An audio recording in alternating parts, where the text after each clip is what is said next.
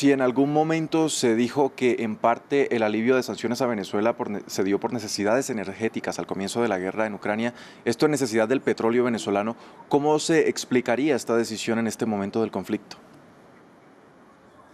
Bueno, en primer lugar creo que hay que ver todas las partes de la decisión que tomó el gobierno de Estados Unidos, es decir, revoca la licencia 44, que era la que permitía el comercio con el petróleo y el gas venezolano para cualquier país o empresa que quisiera hacerlo, pero deja una puerta abierta para que haya licencias particulares, es decir, aquellas empresas que quieren seguir comerciando con Venezuela deben pedir autorización y que se les permita seguir haciendo esas operaciones. Así que hay que ver qué pasa con eso.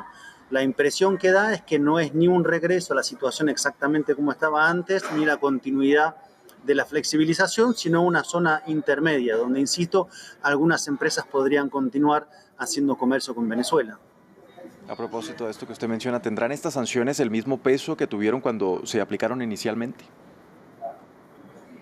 Bueno, es difícil precisarlo, pero me parece que la situación no es la misma. Por un lado, la economía venezolana ha venido trabajando bajo una situación de bloqueo y por lo tanto ha desarrollado mecanismos para poder en parte sortear ese mismo escenario que se ha creado alrededor suyo. Y también hay otras necesidades internacionales, como bien decían al introducir este tema.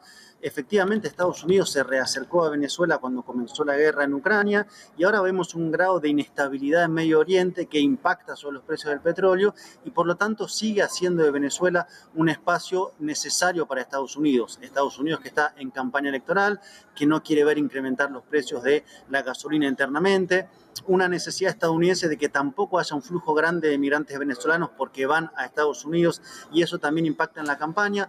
Por lo tanto, uno piensa que lo que hay acá es una zona intermedia, ni de máxima presión, ni de flexibilización, sino de un levantamiento parcial de algunas sanciones y posibilidad para algunas empresas de seguir sus negocios. Eso para los intereses, evidentemente, de Estados Unidos. Habrá que ver cómo la economía venezolana reacciona ante eso, los inversionistas privados también y sobre todo.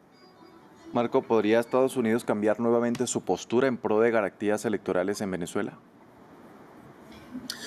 Creo que se va viendo a medida que van dándose los acontecimientos. Hay dos escenarios electorales en curso y en paralelo. El escenario electoral en Venezuela, que tendrá su fecha de contienda el 28 de julio, y el escenario electoral en Estados Unidos, donde se van a enfrentar otra vez Joe Biden y Donald Trump. Así que yo creo que todo esto son decisiones que van modificándose en el curso de los meses y que hay que pensarlas para este momento político concreto de elecciones en Venezuela y elecciones en Estados Unidos. Quiero decir, habrá que ver qué pasa en Estados Unidos y su política hacia Venezuela y América Latina si ganase, por ejemplo, Donald Trump y volviera a una política de máxima presión.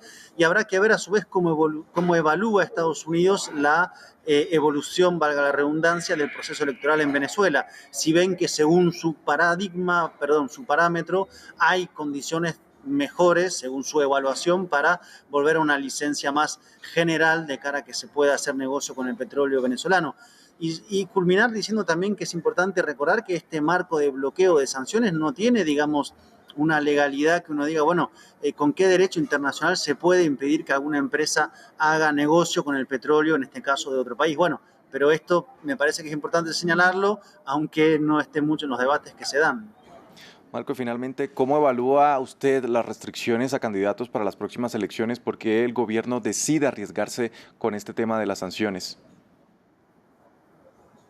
Bueno, ha habido un debate largo en Venezuela en todos estos últimos meses respecto a cómo se iba a dar el cuadro de los candidatos opositores. Por un lado, algún sector denuncia que hay una inhabilitación que no es legal, centralmente el caso de María Corina Machado, y otros sectores plantean que eso efectivamente es así, pero que hay que ir hacia un candidato o candidata sustituto o sustituta, que hoy prácticamente es centralmente Manuel Rosales, sobre quien se deposita la mirada acerca de qué va a hacer, si va a Sí. continuar en la carrera, no va a continuar, si va a hacer una alianza con María Corina Machado o no. Hay ese grado de fragmentación opositora que creo que el gobierno, digamos, es un escenario que le conviene evidentemente. Y por último, digamos, un debate acerca de qué pasa con aquellos candidatos o candidatas que, por ejemplo, es lo que dice el gobierno venezolano, han llamado a intervenciones extranjeras, han llamado a golpes de Estado, Sí. cuál es, digamos, su lugar en la vida política del país.